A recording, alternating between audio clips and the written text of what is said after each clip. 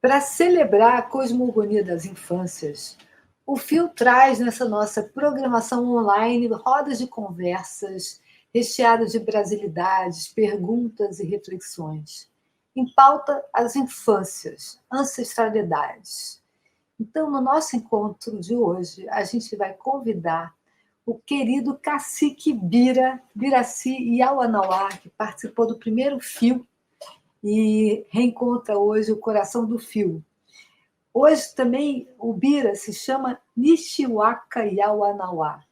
Ele é um cacique, um pajé e um amigo maravilhoso que eu tenho a honra de trazer depois de 20 anos aqui para o Fio Maravilhas.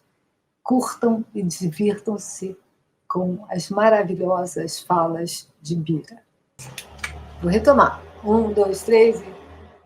É com muita alegria, gratidão e honra que dividimos agora esses momentos de pura sabedoria e encantamento com o nosso querido cacique Bira.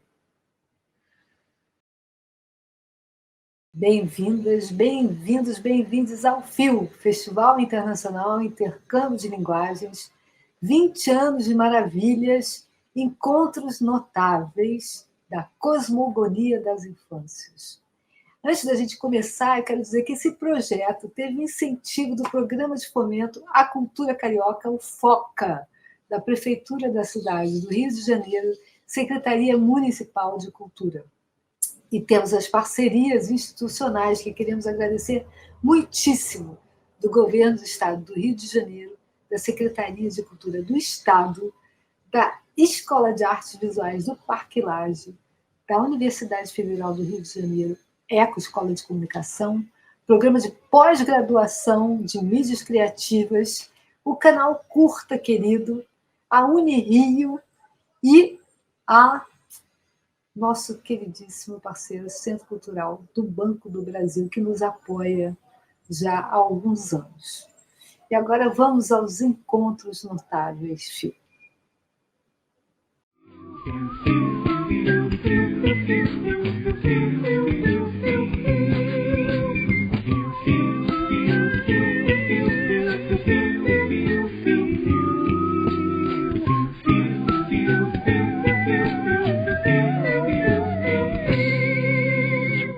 Antes de começar nosso encontro oficial, eu me preparei, porque eu sei que a gente tem que saudar os povos da floresta. E a honra de estar aqui com você. Então, eu quero dizer para você que esse é um presente que você está dando para a gente. A gente se conhece há 23 anos. A minha barriga foi soprada por todo mundo dos povos do Iauanauá, do Acre, quando a gente se encontrou há 23 anos atrás, quando eu estava grávida da minha filha. Exato. Então, hoje, Bira, eu queria que você dissesse aqui para a gente, antes de mais nada, como é que você nasceu, aonde você nasceu, que você tivesse essas boas-vindas do fundo do nosso coração. E eu quero te mostrar uma coisa antes da gente começar. Sim.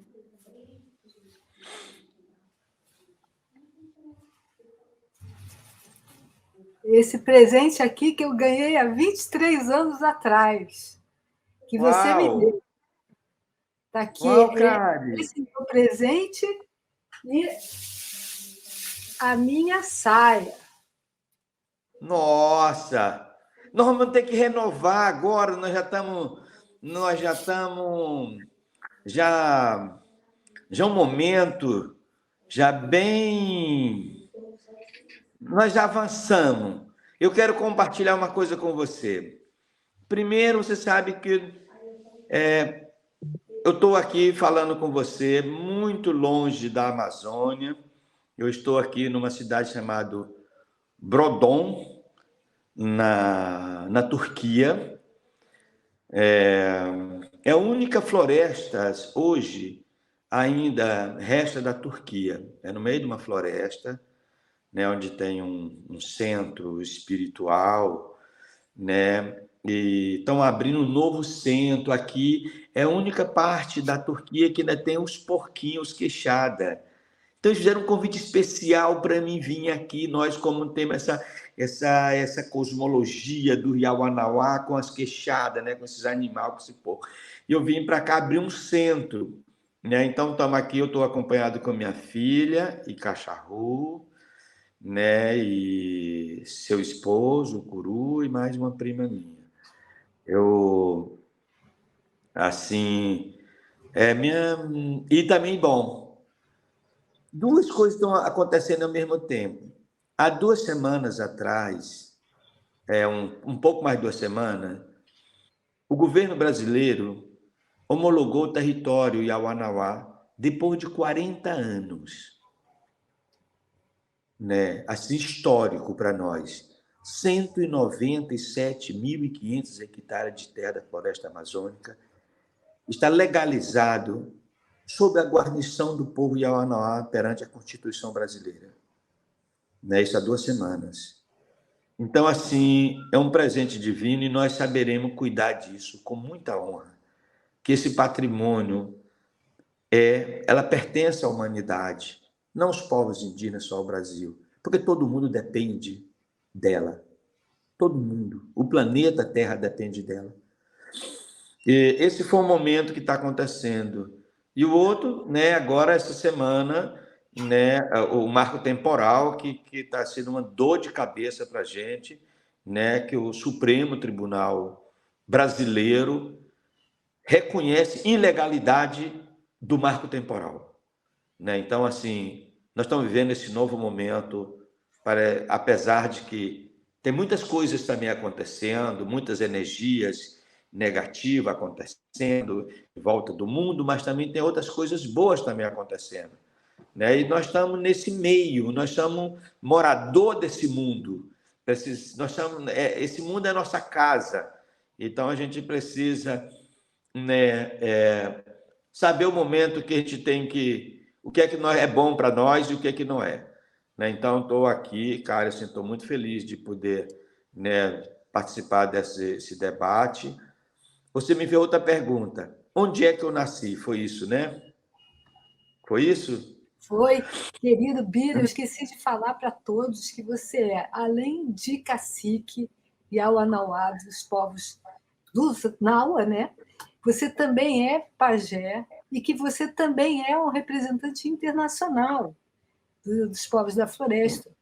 Então, eu queria contextualizar para todo mundo que está vendo a gente como é que você nasceu, aonde você nasceu, que você fale um pouquinho dessa gênese, né, dessa cosmogonia dos Naua, e que a gente, nesse ano no Fio, a gente tem esse tema, né, que é a cosmogonia das infâncias.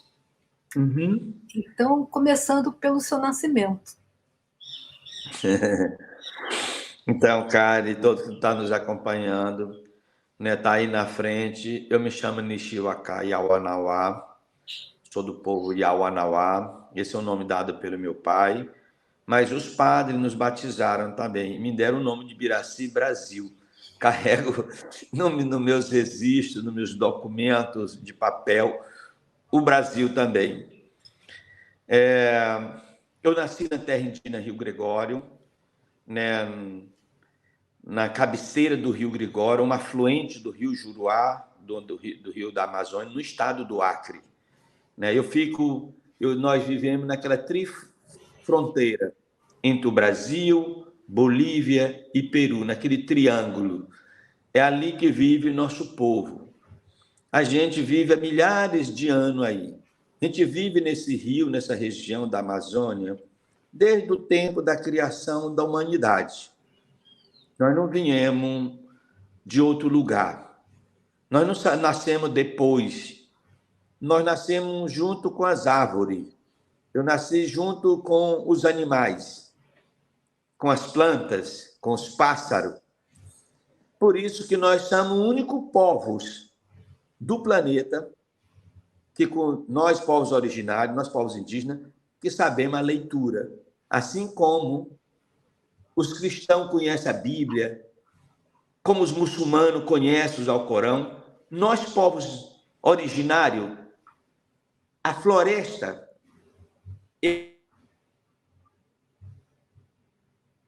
nome delas. Nós temos a mesma pintura, nós temos o mesmo lugar. Nós, como humano, nós tratamos. Então, eu sou esse povo. Eu nasci nesse lugar, eu venho de uma família tradicional de liderança. O meu avô materno foi o primeiro homem da nossa história que fez o contato com o homem branco com seu apenas 12 anos de idade. O meu avô viveu 117 anos. Então, ele liderou minha família por mais de um século. E meu avô, né, casou com a minha avó. Meu avô é Iauanauá, casou com um outro povo chamado Catuquina, que é os Camanaua, e nasceu desse aí a minha mãe, né? A minha mãe, ela era como fosse a rainha, era filha do rei, né?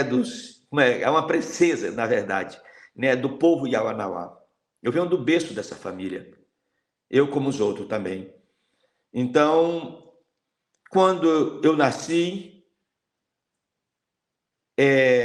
a minha mãe, como mulher, mas era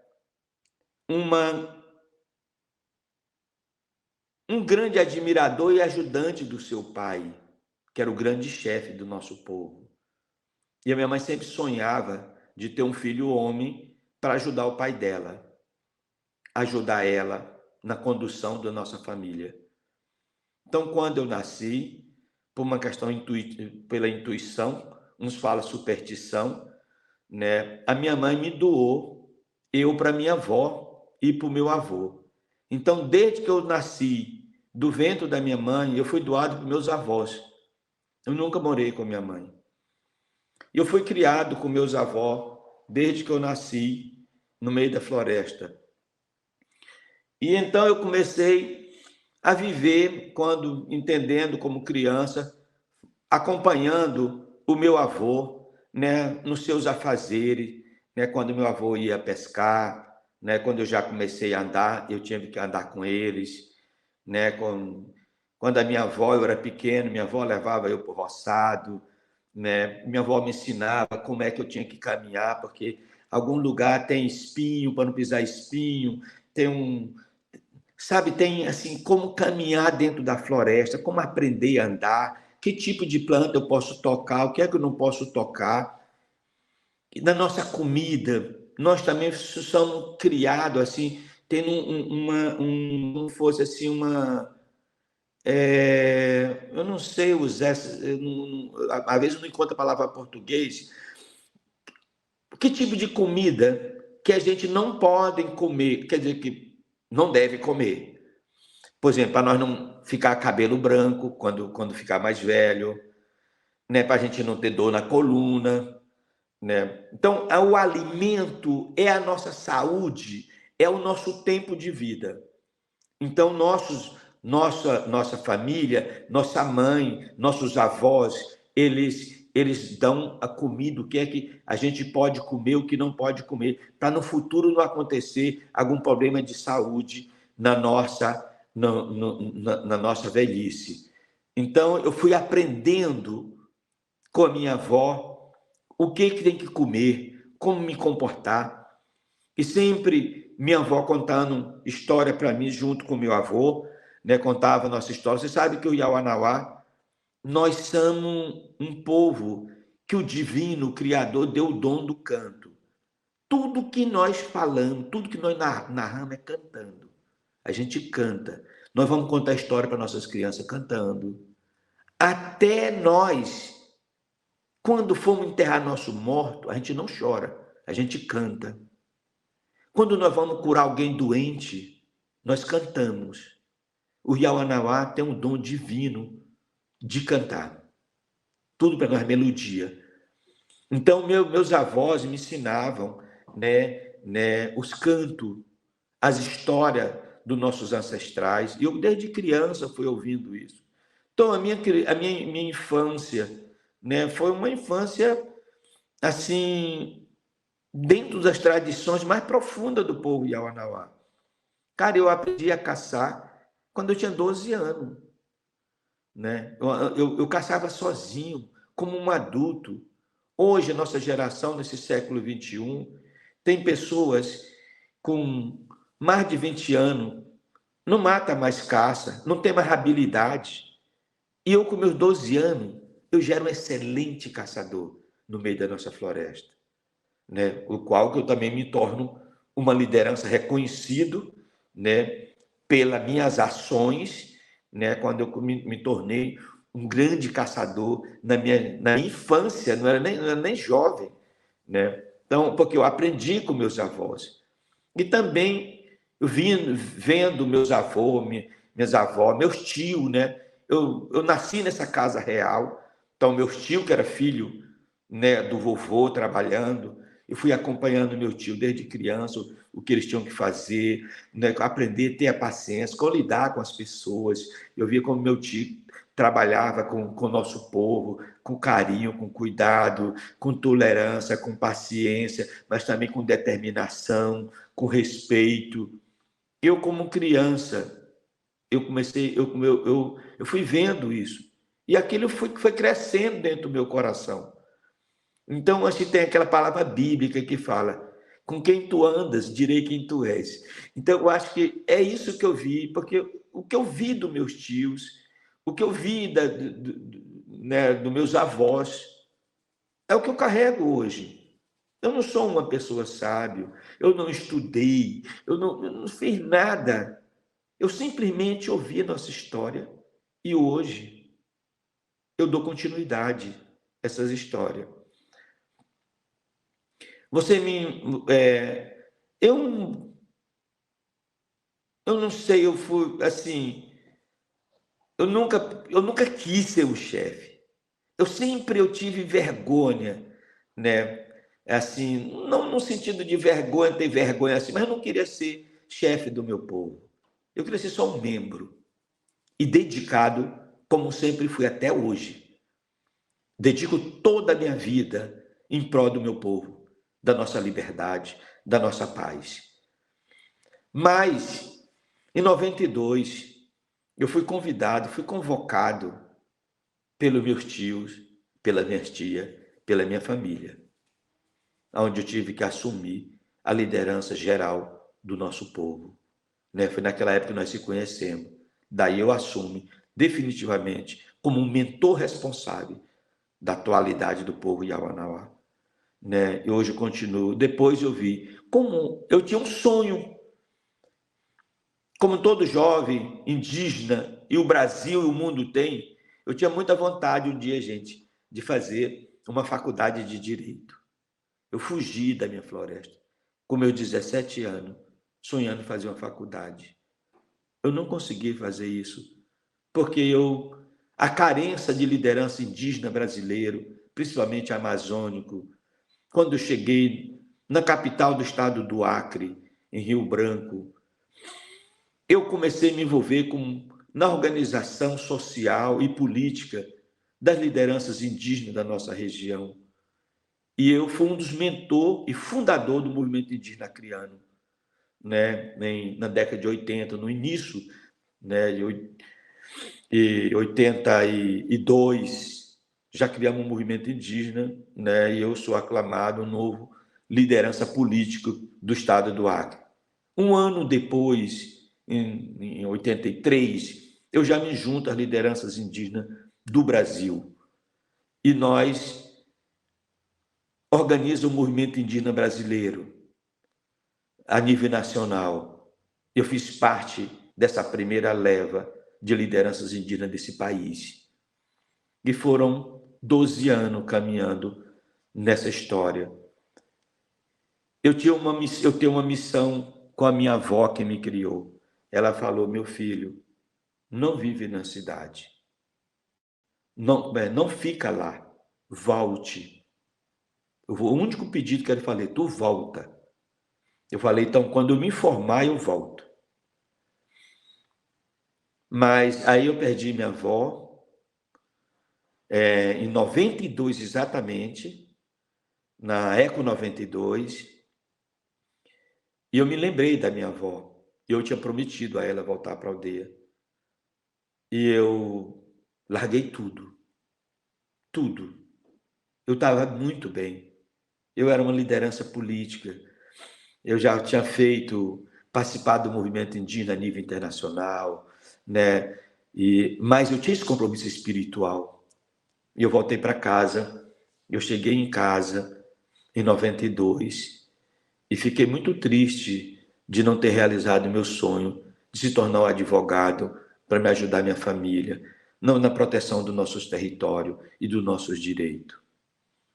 Mas ainda tinham 2 pajés Iauanauá vivo, que você chegou a conhecer eles, o pajé Tatá e o pajé Iauá. Um deles é cunhado meu, que era o Iauá, casado com a minha irmã, e o outro é meu tio, primo legítimo do meu pai. Eu falei, voltei para casa, voltei um pouco decepcionado com o meu sonho. Mas eu falei assim, eu tenho a minha história, eu tenho o meu mundo, eu tenho uma cultura, eu tenho uma espiritualidade, eu tenho um universo. Eu falei assim, me reconduze à nossa ancestralidade. E eu começo a perguntar para os meus professores, para os meus mestres, como é o comportamento de um chefe Yawanawá? Como eram nossas lideranças de nosso povo? E eles falam para mim que a liderança Yawanawá sempre foram líderes espirituais. Então, eu começo a pedir a eles, como é que ser um líder espiritual? Então, eu fui estudando isso desde 92 até o ano 2000, e eu cheguei a uma conclusão, que eu precisava fazer um juramento espiritual e me tornar um líder espiritual, para me poder ajudar minha família, para me poder cuidar melhor do meu povo, para mim eu me reconhecer, para eu saber meu caminho de volta à nossa espiritualidade. E foi quando, no ano 2000, eu fiz um juramento de uma planta sagrada chamada mucá, que fiquei por um ano isolado. Esqueci de tudo. Esqueci da minha função de liderança, né, de todos os meus afazeres que eu tinha. Como fosse, tirei toda a minha roupa, joguei fora e fui atrás de um novo vestuário. E lá eu comecei a me entender. E realmente, hoje, eu estou viajando pelo mundo inteiro, levando a mensagem da nossa cultura. Muito mais seguro, muito mais harmonizado, muito mais de paz do que quando eu fiz no movimento indígena, que eu não sabia se eu chegava ou não, quando nós ia para um embate, né, para uma discussão, né, o que estava acontecendo pelo Brasil e pelo mundo, pelos nossos direitos. Hoje, eu tenho a missão de levar a paz, o amor, um novo cenário mundial, né, que nós estamos precisando. O mundo está doente, o planeta está doente, nós precisamos de curar. Então, assim, hoje essa é a minha missão, que é que eu estou cumprindo. Então, eu acho que eu pulei um pouco fora do que você me pediu para falar, mas, por favor, me interrompe, Karen. Amado, não tem como te interromper, porque é muita sabedoria, é muito conhecimento. A gente tem que escutar e só agradecer, agradecer, agradecer essas palavras, esses sentidos que você dá para as coisas que a gente escuta, né? Eu fiquei pensando aqui em várias coisas de quando a gente se conheceu e que a gente dançou bastante e dançamos o Mariri. E depois eu fiquei pensando como é. Eu me lembro de ter perguntado isso uma vez para você. Como é que se dá na aldeia a criação das crianças? Né? E depois eu me lembro também que você me falou que tem uma parte tradicional da aldeia, onde a gente não, o homem branco não entra, e tem a parte também da tecnologia, que até me lembro também de um período que a gente teve acesso às confecções das bolsas de borracha, E me lembro de toda essa etapa, que foi, eu acho que há 20 anos atrás, né? E aí eu fiquei pensando Do como é couro que vegetal, as me crianças... lembro. Oi? Foi o tempo do couro vegetal, né? Exatamente, do couro vegetal. E eu fiquei pensando como é que as crianças são criadas, que a gente vê aqui, né, na nossa sociedade urbana, as crianças tendo cada vez menos recreios, a gente vê as crianças cada vez com mais medo de andar na rua sozinhas, porque realmente é violento. Então, eu queria que você falasse um pouquinho, contasse um pouquinho para a gente dessa infância na aldeia Iauanauá, e também que você contasse um pouquinho do que é, como vocês trabalham o sagrado, né, o tradicional, a ancestralidade, e também a parte de tecnologia, porque os Iauanauá deram um pulo há muito tempo atrás em relação a esse conhecimento da tecnologia. Né? As pessoas pensam que não, que é um mundo apartado, ao contrário, é um mundo muito bem inteligente em relação ao uso da tecnologia e em relação à preservação da ancestralidade. Eu queria que você falasse bastante sobre esses dois pontos, né? A infância e o Auanoá, e também sobre essa convivência harmoniosa que vocês fazem entre a ancestralidade, preservando a ancestralidade, preservando o conhecimento e também a ponte com a tecnologia. Então, sobre infância e Auanauá. Eu tive a minha infância, né? Mas vou falar bem recente. Eu me tornei um pai, hoje já sou avô, e a infância dos meus filhos é um presente. A gente nunca deixa nosso filho na aldeia como no mundo ocidental. Mas eu entendo hoje, eu não me excluo hoje de tudo desse mundo que nós vivemos. Eu faço parte também, mas eu tenho uma história própria, eu tenho um jeito próprio, mesmo sabendo que as coisas estão erradas ou que não é esse o caminho, mas eu tô dentro também. Por exemplo, nós estamos vivendo um aquecimento global. Eu protejo minha floresta, mas alguém está devastando. Então não tem como eu fugir. Eu estou sentindo mesmo também. Mesmo assim, eu vejo também o jeito como são as crianças. Vocês têm creche, vocês trabalham muito, vocês levam para ir trabalhar, deixa a criança na creche, ou por outro, paga uma empregada para cuidar. Nós não. Nossos filhos não saem do colo. Quando não é a mãe, é o pai. Quando nós vamos para o nosso roçado, nós botamos nossos filhinhos na tipóia e leva eles com nós. Ele já começa a andar desde a barriga. Quando nasce, ele já começa a andar no tutum aqui, a gente bota aqui, e leva eles para caçar e para pescar. E eles vão vendo com os olhinhos deles, né, do jeito que os pais estão se movimentando. Vão aprendendo a andar. Nós vamos ensinando eles a trabalhar. Nossas crianças não ficam. Eles não ficam em casa. São nossos amigos. Porque a gente pega um apego com nossos filhos e os nossos filhos com seus pais. É um laço materno, paterno, tão profundo pela nossa própria criação. Porque o que eu como, eu compartilho com meu filho. Quando meu filho precisa de mim, eu estou presente em todos os momentos com ele. A nossa relação de pai e filho, ela vai se fortalecendo, ela vai se crescendo. E eles vão aprendendo a viver. Então por tudo para onde nós como os pais, estamos andando, trabalhando, comendo, bebendo, né? O que nós estamos vendo que eles estão fazendo, está nos nossos olhos, 24 horas, onde nossos filhos estão. Que é diferente de vocês. Os filhos vão para a escola, depois vão para os amigos, para a casa de amigo, a mãe, o pai não sabe.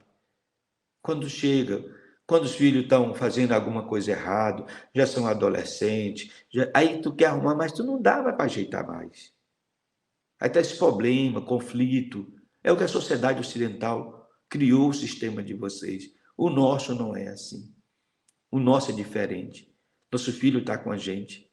Nosso filho é fiel amigo, o pai. Né? Então a gente vive ali junto. Hoje eu vivo esse mundo. Eu tenho meus 2 filhos, né? Ainda não são adolescentes, né?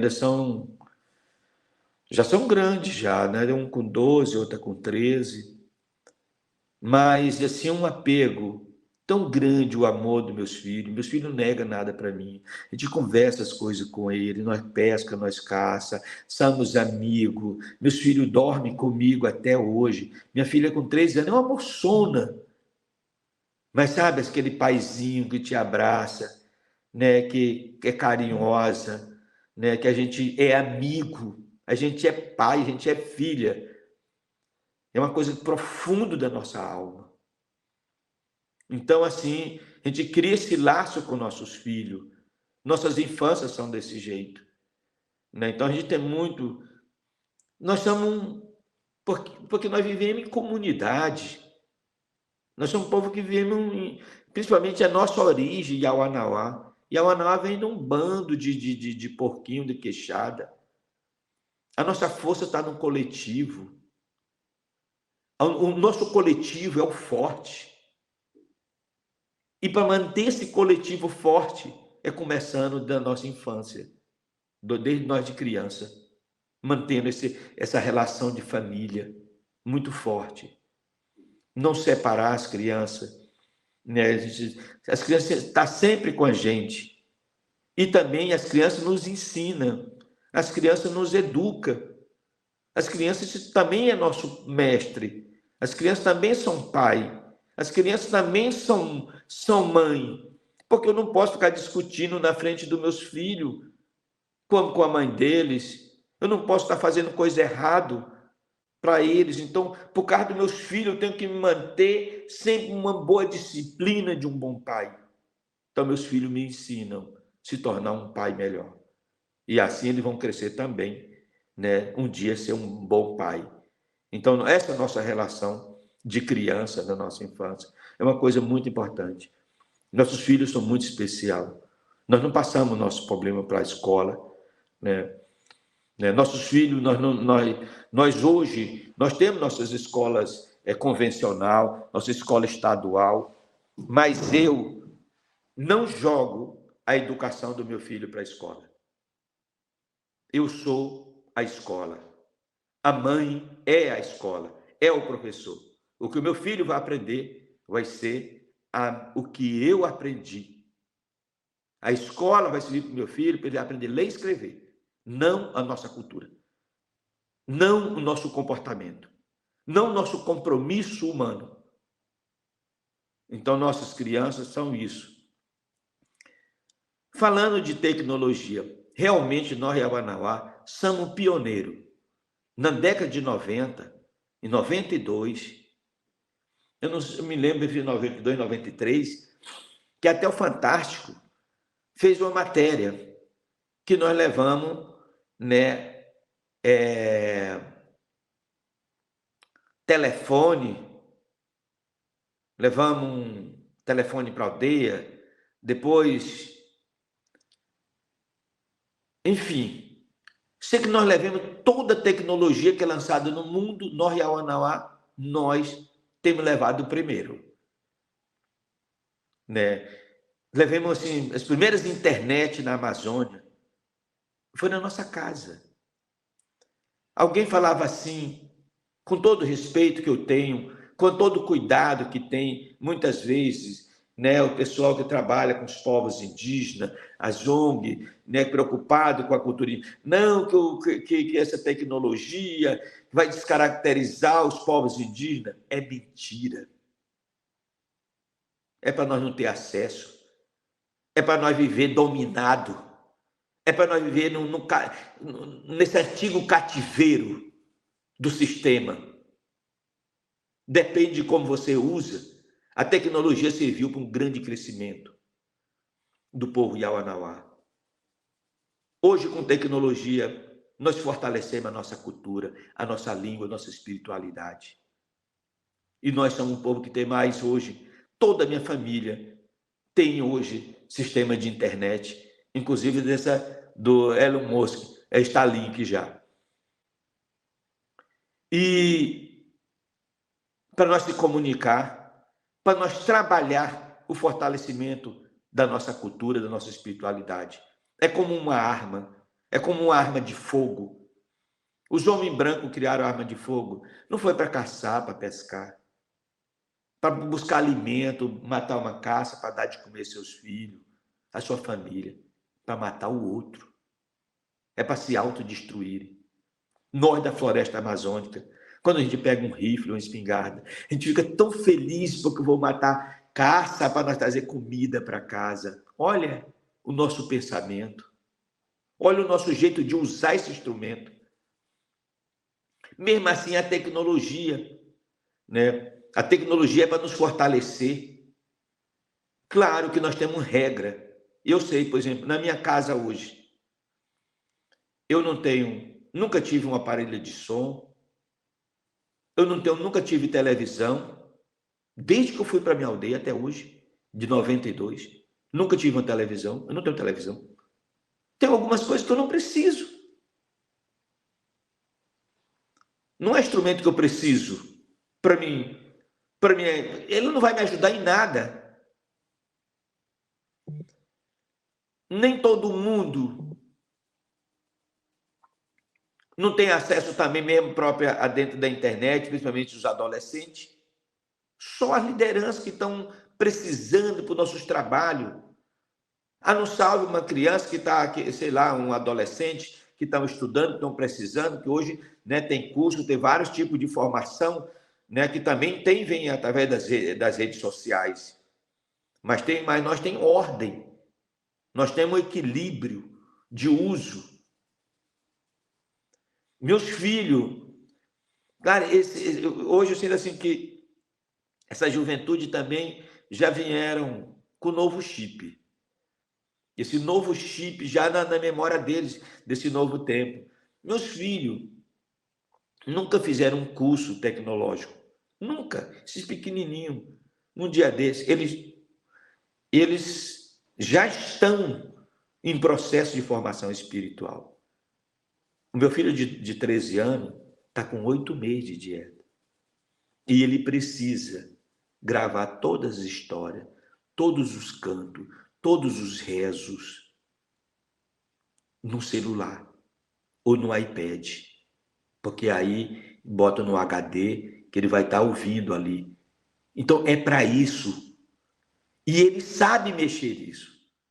Ele nunca não fizer nenhum curso. Vai lá, pega um iPad, vai lá, ele sabe mexer em tudo.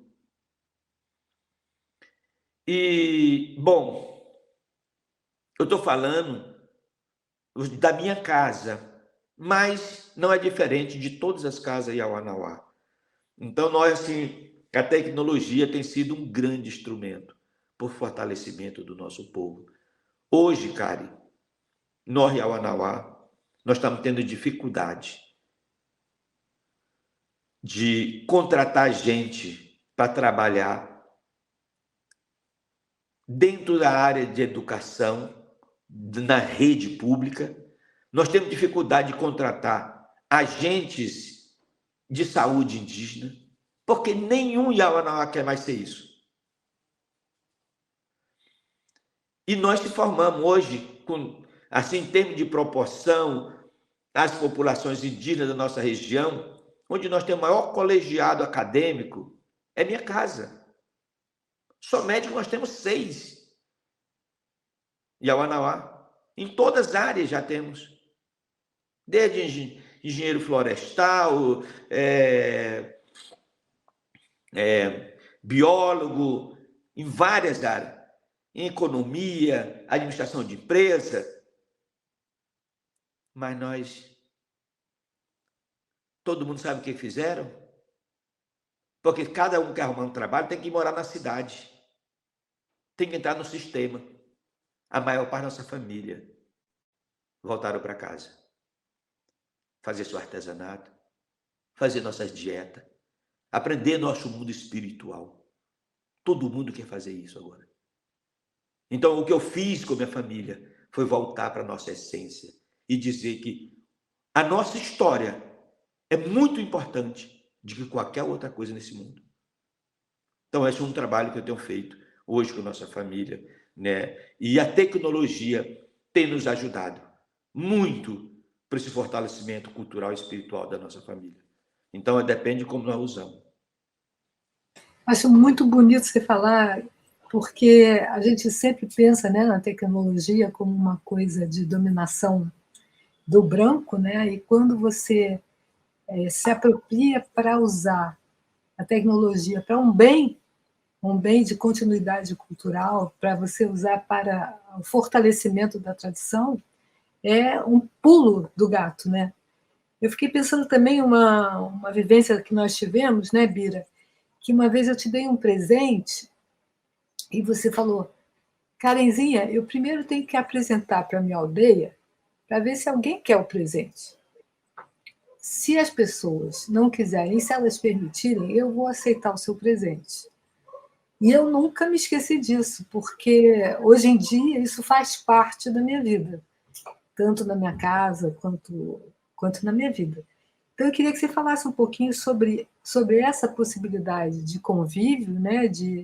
Isso é uma liderança, é você estar servindo a um povo, é você estar junto com o povo. Eu queria que você conversasse um pouquinho sobre isso. E uma outra coisa que eu me lembrei agora, que foi muito engraçado quando a gente foi para o Corcovado, lembra disso? Num carro, e que tinham quatro meninas com a gente e uma senhora, e todo mundo começou a rir, as meninas começaram a rir. E eu perguntei: Bira, o que está acontecendo? Aí você falou: não, é porque quando a gente está com medo, a gente ri, né? Para afastar o medo. E chama o nome das pessoas, para que ninguém saia daquela espiritualidade, daquele corpo. E ninguém estava chamando o nome dessa senhora. E aí eu me lembro que a gente se divertiu a beça, lembra desse dia?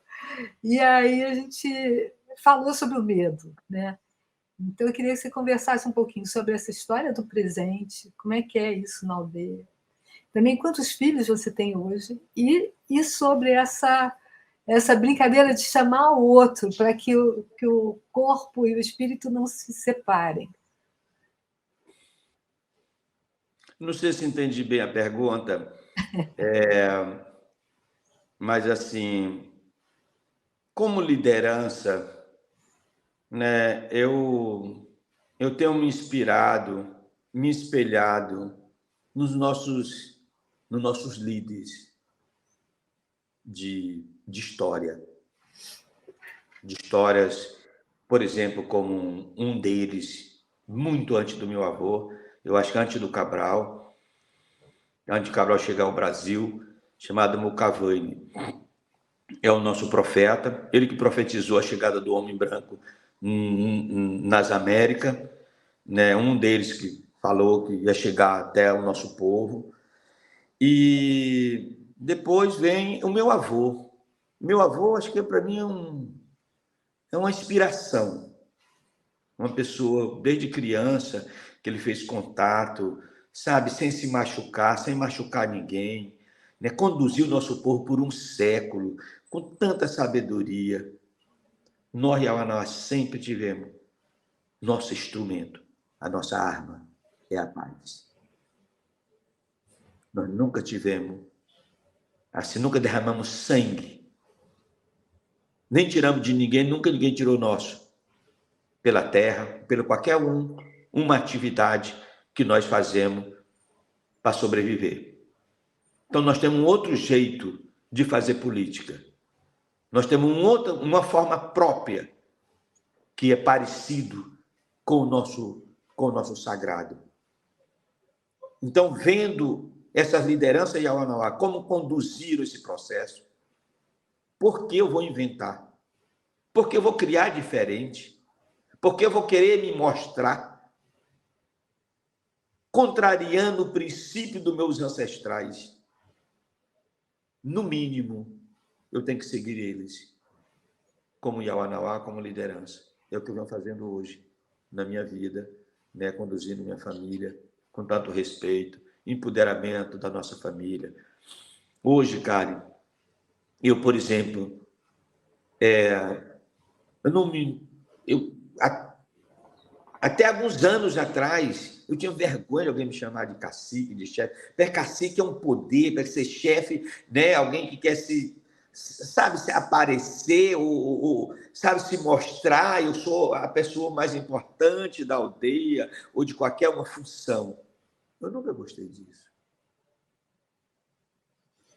Porque o que eu sou é o meu coração. É o que está dentro de mim. É o que divino me deu. Esse que eu sou, de verdade. Então, sempre eu tratei minha família, meu povo, com muito cuidado. Né? Eu nunca tive, assim, todos os presentes que a gente recebeu, doações, conquistas. Sabe, eu vi como o sistema do Ocidente, do homem branco, acumula, né, muitas coisas. Esse sistema, nossa tradição, é quando, sabe, eu ganho um presente, eu vou dar para uma família, principalmente aquela família que não tem condições de comprar ou adquirir aquele objeto que ela também gostaria de ter. Eu vou me tornar uma liderança mais forte, mais amado, mais respeitado pelo meu povo. Eu me lembro quando cheguei na aldeia, nós remando, lá no Rio Corrente, não é remo, é de varejão, uma vara empurrando, nós não tinha motor. Eu comecei a comprar canoa, não foi nem para mim, comprei para outras famílias. E ela se sentiu orgulhoso. Eu tenho o que o chefe não tem. E para onde vai esse respeito? Para onde vai esse crédito de um chefe? É para quem conduz.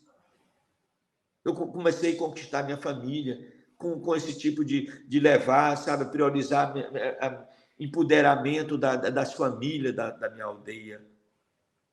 E as pessoas se sentem fortalecidas, se sentem orgulhosos de fazer parte desse povo, dessa liderança. Foi assim que eu fui construindo a minha liderança, né, dentro da nossa família e me consagrando. Depois que eu se tornei uma liderança, quando eu me dediquei mais à minha vida espiritual, e também meus filhos cresceram. Você já me perguntou sobre meus filhos. Eu tenho 36 filhos. Eu tenho 18 homens e 18 mulheres. Nunca planejei. Só depois que o tempo passou que eu vim descobrir que eu tinha 36 filhos e tinha 18 homens e 18 mulheres. Eu tenho uma relação diplomática muito especial com meus filhos. Todos os meus filhos são meus amigos, minhas filhas. Somos apaixonados. Algumas das mães dos meus filhos, eu continuo tendo uma amizade muito mais profunda, outras se afastaram, né? Mas com meus filhos eu não perdi esse elo de um pai, de um amigo, né? E arranco dos meus filhos, né, o amor e a admiração. E os meus filhos também me ensinam muito, né? Um dos meus filhos, que de um casamento que eu tive durante o tempo que eu vivi na cidade, né, o Biraci Júnior, que é uma das grandes lideranças promissor do movimento do povo Yawanawá, dessa geração do povo Yawanawá. E eu sou muito feliz por ter trazido esses filhos ao mundo para fortalecer a minha família. Eu tenho, no atual meu casamento com a Putani, eu tenho as minhas filhas, uma delas está me acompanhando aqui, eu estou na Turquia, né, onde começou o berço da civilização aqui, do lado do mar Egeu, né, que é onde o mar Egeu se beija com o mar Mediterrâneo, né, aqui do lado da Turquia, da Grécia, né, toda essa história. Eu estou aqui com a minha filha, uma das grandes cantoras em minha casinha, Né? A mestre dessa turma está na aldeia, que é a Nauacha Russa, se lembra dela, que é a filhada do Perfeito Fortuna. Né? Hoje é uma grande professora, é uma compositora espiritual. Né? Então, assim, e eu preciso seguir esse caminho espiritual, porque meus filhos têm se inspirado em mim, então todos eles estão me acompanhando. Né? Eu tenho uma família muito grande. Né? Minhas filhas se casaram, uns já me fizeram eu de avô, mas nossas relações é tão especial, cara, assim com minhas filhas.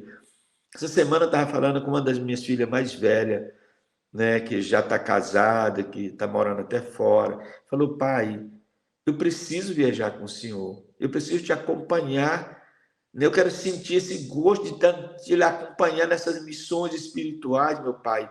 Né? Sabe, então, assim, esse apego, esse carinho que as minhas filhas, meus filhos têm comigo. Então, eu tenho uma relação muito boa, né, hoje com meus filhos, isso, agradeço muito ao Divino por isso.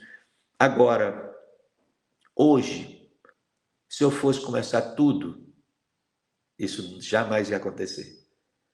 Eu acho que eu fiz isso na inocência ou numa guiança espiritual.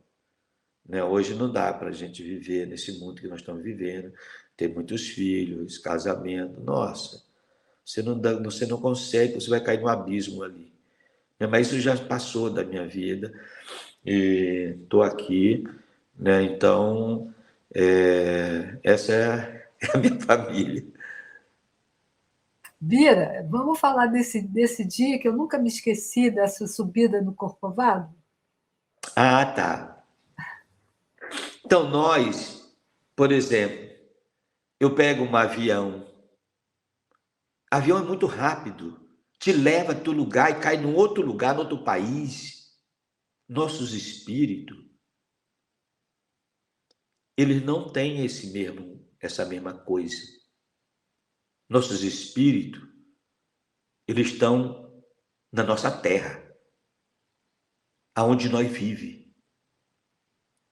Então, quando nós saímos de um lugar, quando nós temos medo, tu tem que chamar teu espírito. Não deixa ele lá. Porque nós pode viver sem nosso espírito, mas nosso corpo fica um corpo frágil. Qualquer doença, ele pode nos atacar e até nos matar. Então, toda vez que você toma um susto, tu está em um lugar diferente, um lugar estranho, que você nunca andou. Quando você chega, quando você está voltando desse lugar, tu pede teu espírito de volta. Embora, me acompanhe, já estou indo. Embora para casa, chama a família, né? Meu filho, né? A minha mãe, ou minha esposa, né? A minha tia. Então já tivemos aqui, já passeamos, já conhecemos esse espaço. Agora bora voltar para nossa terra ou para nossa morada, né? Como tinha conversando com outra pessoa. Eu me lembro agora que era exatamente a Dona Nega, né, nossa saudosa, nossa mestre, né, foi a única mulher que eu conheci na minha vida, que era uma mestre de medicina, de plantas, uma grande curandeira, que era filha do mais velho do Pajé Iauá. E nós estávamos com o tio Raimundo, com o grupo, e aí todo mundo chamando, aí ninguém chamou ela. Aí ela mesma chamou, ninguém está me chamando, eu vou me chamar. Aí ela se chama ela mesma, embora. Aí o Nani, lembra do Nani, né, que estava Lembro. junto? Aí o Nani fala assim: não, não vem não, que você é ruim. Porque ela é a mãe de criação do Nani, né? Não, ela é ruim, ela me batia quando eu era criança, deixa ela ficar aí mesmo. Aí por isso nós estava rindo. Me lembrei dessa história, era a Dona Nega. E Bira, eu também pensando aqui da primeira vez, né, que eu tive a sorte de tomar a raiz com vocês, né, a ayahuasca, e que a gente viu todo mundo cantando e dançando coisas lindas, né? E eu tive muitos insights nesse dia, muita coisa boa aconteceu comigo. E aí eu queria que você falasse um pouquinho sobre essa forma da gente entrar no mundo espiritual, né? Essa forma da gente conseguir se conectar com aquilo que a gente nem sabe e que sente. Para mim, essa memória desse dia ficou como uma revelação de coisas que eu fui saber só anos depois. O que aconteceu naquele dia, eu fui entender anos depois. E aí essa ligação da nossa espiritualidade, que está tão aqui na cidade, né, que fica tão distante da gente, é que me faz ver que a gente tem que se reeducar para se conectar com a nossa espiritualidade de um jeito mais natural, de um jeito mais orgânico, literalmente orgânico, né? Então, eu queria que você falasse um pouquinho sobre isso. E é engraçado, Bira, porque naquele dia eu estava ouvindo todos os cantos, a gente tinha cantado e dançado Mariri de tarde, se eu não me engano, lá no Jardim Botânico, Sim. ou no Parque Lage, já não me lembro qual dos dois lugares. Viu? Só um minuto, estou te ouvindo. E aí, de noite, a gente foi tomar a ayahuasca juntos, porque todo mundo estava hospedado junto, longe, né? Acho que era Guaratiba, não me lembro mais onde era.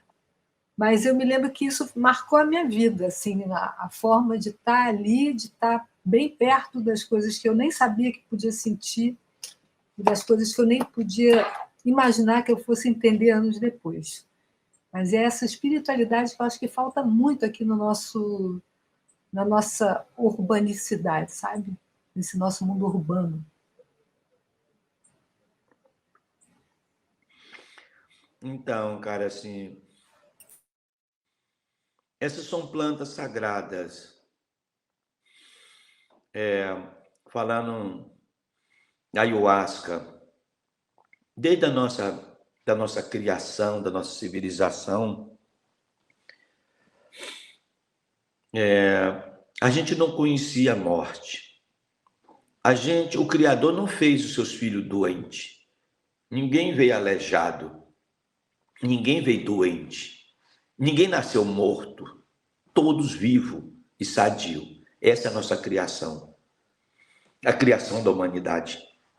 Dentro dessa criação, algum tempo, depois de muito tempo, nós se deparamos com a morte, com a doença. Um homem, o nosso primeiro líder, nós chamamos Aruá, que era o rei, como fosse um rei, uma pessoa que era amado, adorado. E ele se encontra com a morte. Eu estou tentando traduzir a linguagem Yawanawá. E ele se encontra com a morte. Aí aparece a palavra Na, morreu. E a gente se pergunta o que eles vão fazer, ninguém sabe o que tinha acontecido. Um dos seus conselheiros fala assim, ele morreu. Então vem a palavra morte, Na. E vamos fazer o quê? Aí um músico fala assim, vamos cremar. Eu falei, não, mas vamos cremar uma pessoa que nós amamos, que nós adoramos. Ou de vamos jogar na água. Mas como não jogar na água? Peixe vai comer, né? A pessoa que nós amamos, que nós respeitamos, adoramos. E daí vem um dos seus conselheiros e fala assim, vamos enterrar no centro da sua oca. Nós enterramos nosso morto desde o princípio da nossa criação. No dia seguinte, a oca dele estava tomada de plantas. E foram olhar lá. E lá, do coração do Uruá, tinha nascido o Ni, ayahuasca. Do lado do coração direito do Uruá, nasceu Romã, o tabaco. E mais do outro lado nasceu Iuti, a pimenta, do lado do coração esquerdo. E no ponta do coração do Uruá nasce Chupá, a datura, que é aquele fone, né, que tem aqueles fones, né, tem várias cores, um chama fone, mas cientificamente é chamado datura. É uma grande medicina. Então, nosso povo fala assim, foi essa planta que mataram o nosso Uruá. E todo mundo, por adorar o Uruá, por amar o Uruá, vamos todos morrer, como o Uruá também. E preparar a planta em forma de chá, em forma de pó, né, como rapé, em forma de melado, que é dessa datura, e começar a comer, para morrer, para ser extinto. E daí eles se conectam com outro universo. A planta eleva a eles o pensamento. Aí eles encontraram o Uruá, sem se morrer, no mundo dos espíritos. E ele vira o poder que tem essas plantas, que eles podiam descobrir novas plantas poderosas no meio da nossa floresta. E daí vem nossos estudos espirituais.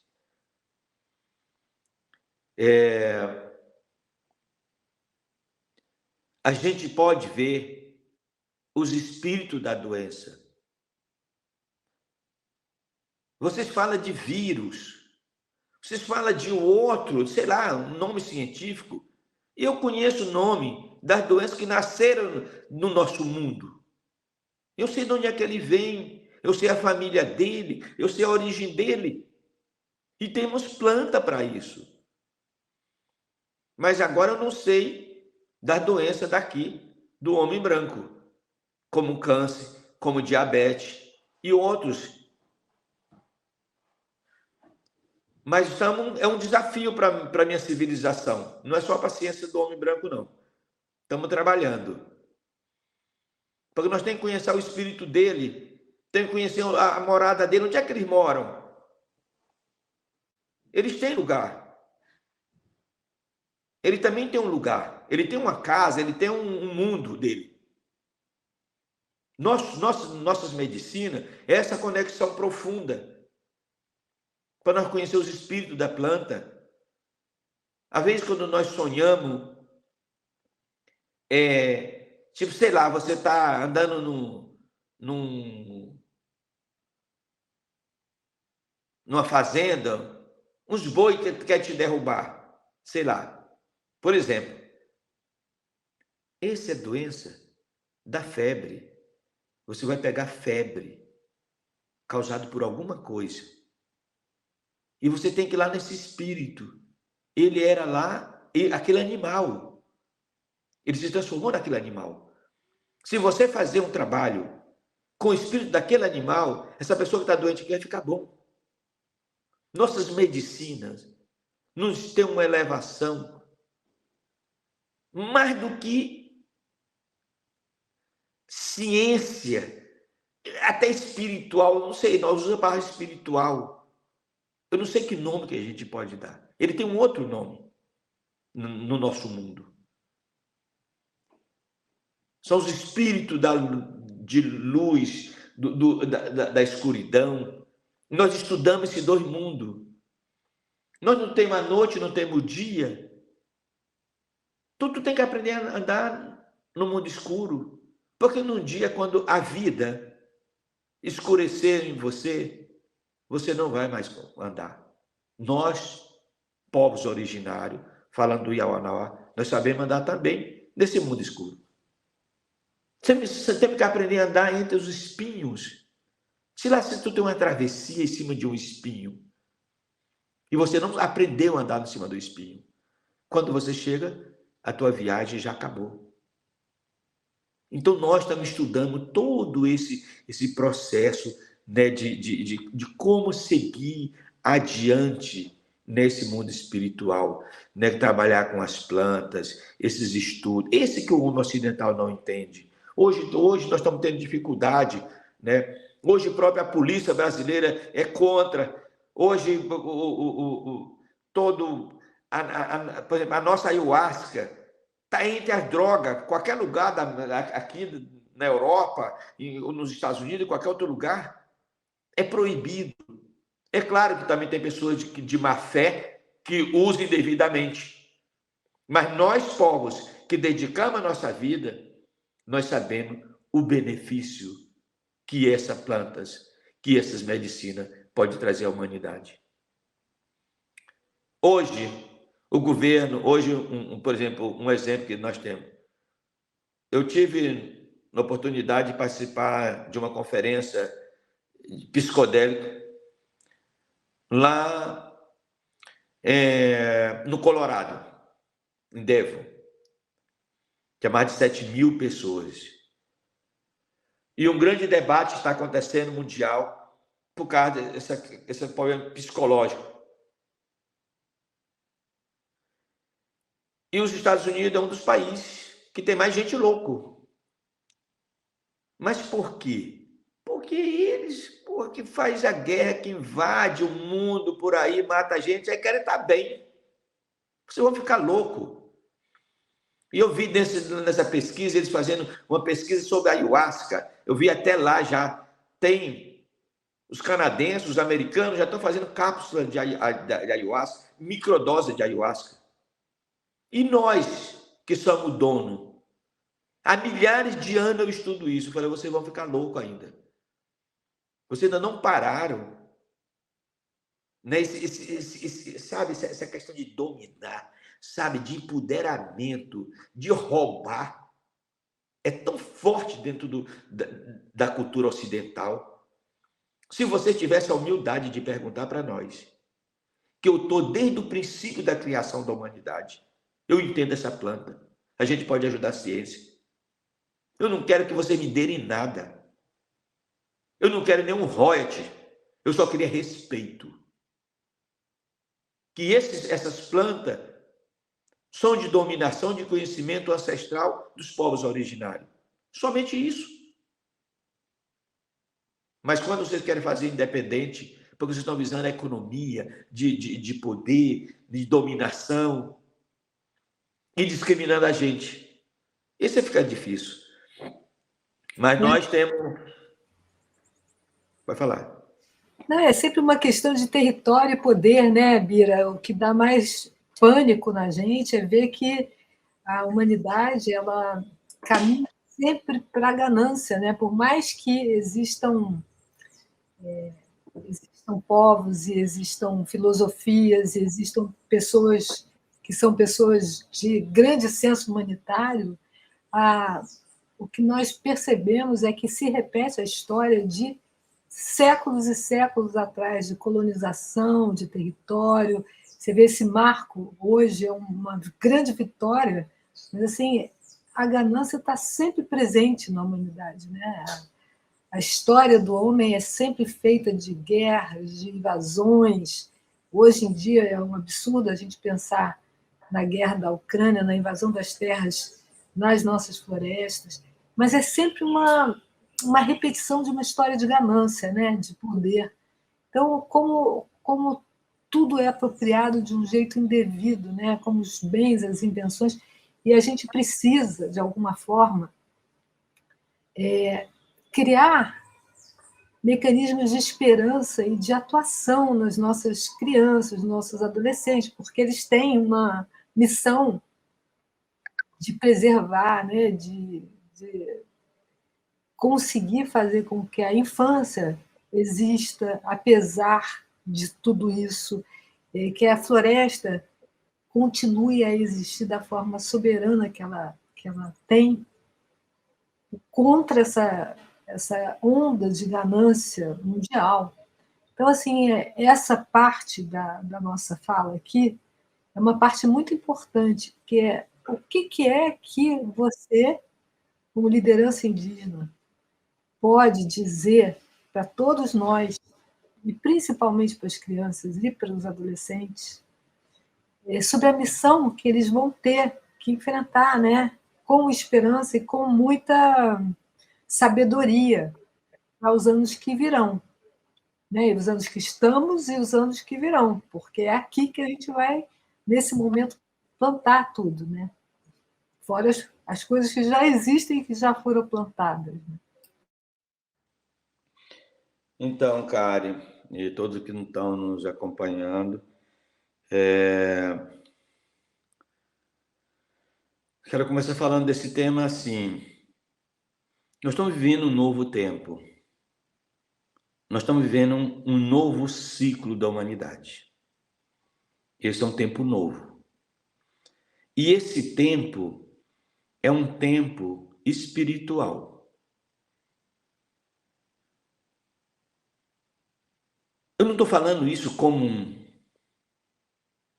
sei lá, um profeta, um pajé, não, uma coisa assim, sabe, a minha conexão com a natureza, com a vida, com o meu coração. Eu sinto que nós estamos vivendo um novo ciclo da humanidade e um novo tempo.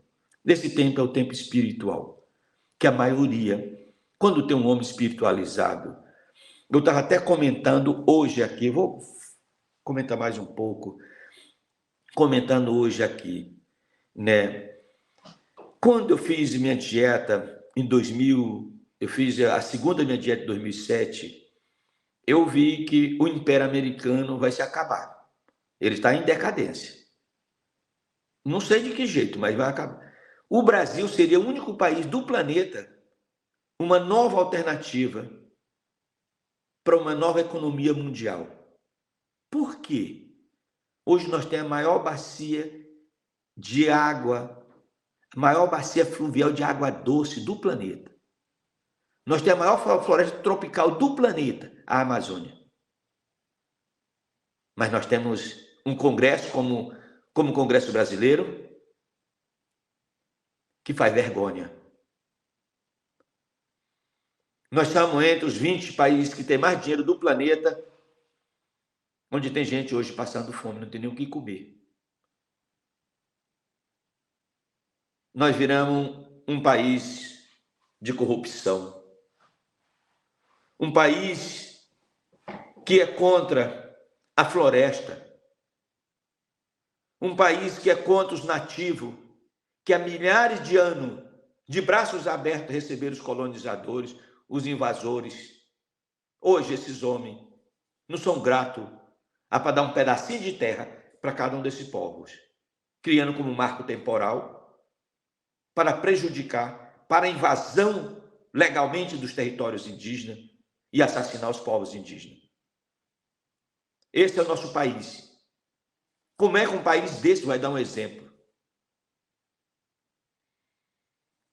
Então, precisa, e eu vejo assim, que já uma luz começa a brilhar lá no fundo do túnel. Essa nova geração. Por exemplo, você me chamar aqui para nós falar aqui, para as pessoas que estão nos ouvindo, numa rede social como essa. Muitas pessoas estão ouvindo falar. Quem lhe acompanha, seus seguidores, estão nos ouvindo. Hoje eu estou aqui, onde começou o berço da civilização do homem branco, na Turquia, com várias pessoas, inclusive alguns grandes empresários. Estou falando para eles, para a gente ter essa nova consciência,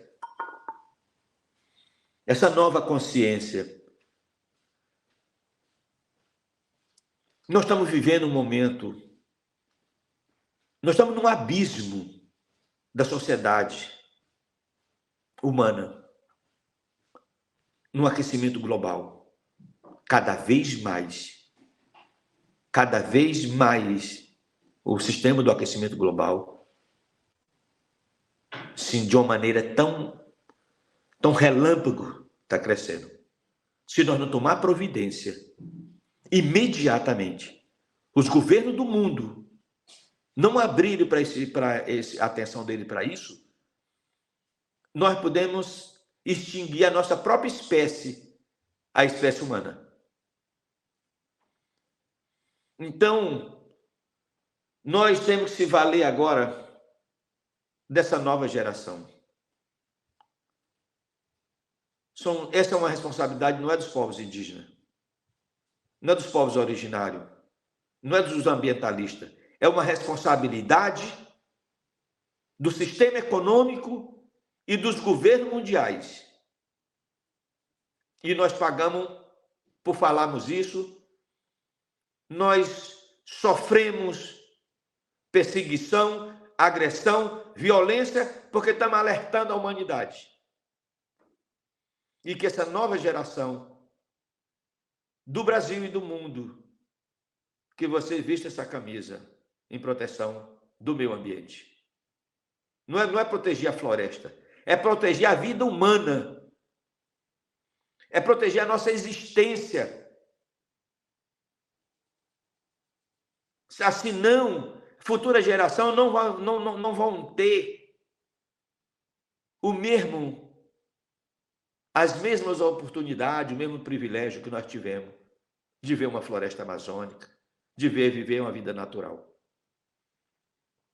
Nós vamos cada vez lutando os últimos suspiros de sobrevivência.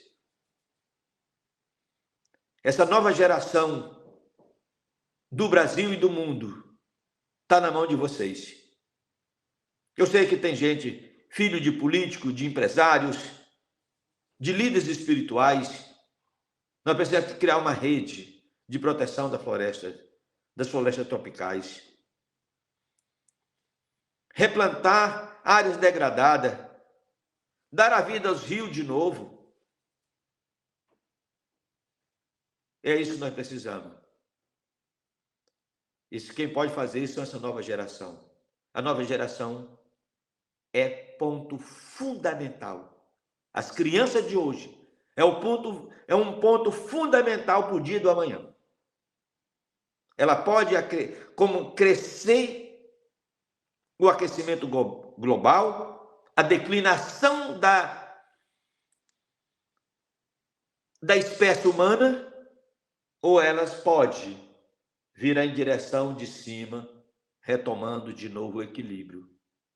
Então é muito importante que os filhos de hoje, que as crianças de hoje estejam atentos, né? Que as nossas escolas públicas brasileiras devem estar falando, se preocupando. Mas eles vão falar que é questão dos indígenas, é questão dos ambientalistas, eles negam falar a verdade. Como é que uma pessoa está com a corda no pescoço e mente que ele vai ser enforcado? Até o último minuto, ele se nega para proteger uma coisa que ele nunca vai levar. Bem materiais. Então, era isso que eu queria compartilhar com você. Amado, então eu queria te perguntar mais uma coisinha. A gente está nos nossos últimos segundinhos. Primeiro, quero te agradecer muito. E antes das suas considerações finais, eu queria ouvir um canto. Um canto Tá bom. Iauá, para encher o nosso coração de esperança.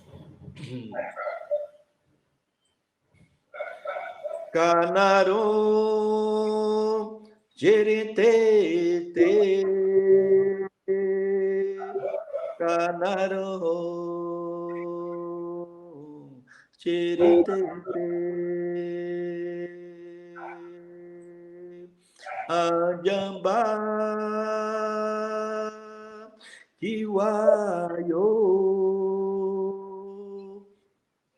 Anja noma, anja noma, noma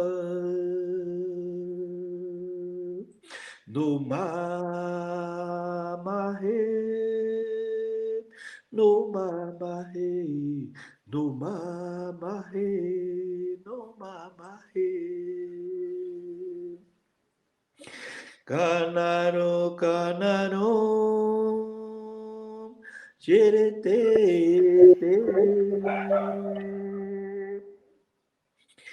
Canaro,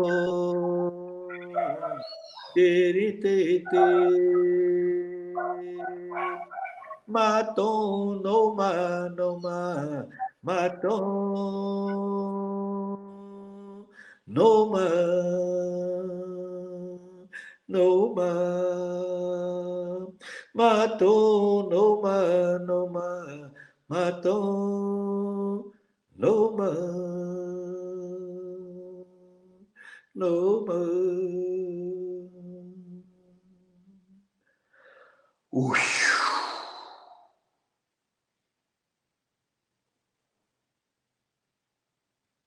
Obrigada, amado. Muito, muito, muito obrigada. Em nome do FIO Festival, esse que você acompanha há tantos anos, em nome de todas as nossas crianças que estão nos assistindo, os professores que vão nos assistir, todas as pessoas que vão ter acesso a essa maravilha que você trouxe para a gente. Nosso agradecimento de 20 anos de filme, de 23 anos de conhecimento. Muito obrigada, Bia. Cari, sem palavra, muito obrigado. Um beijo no coração. Todas as crianças estão nos assistindo. Errou.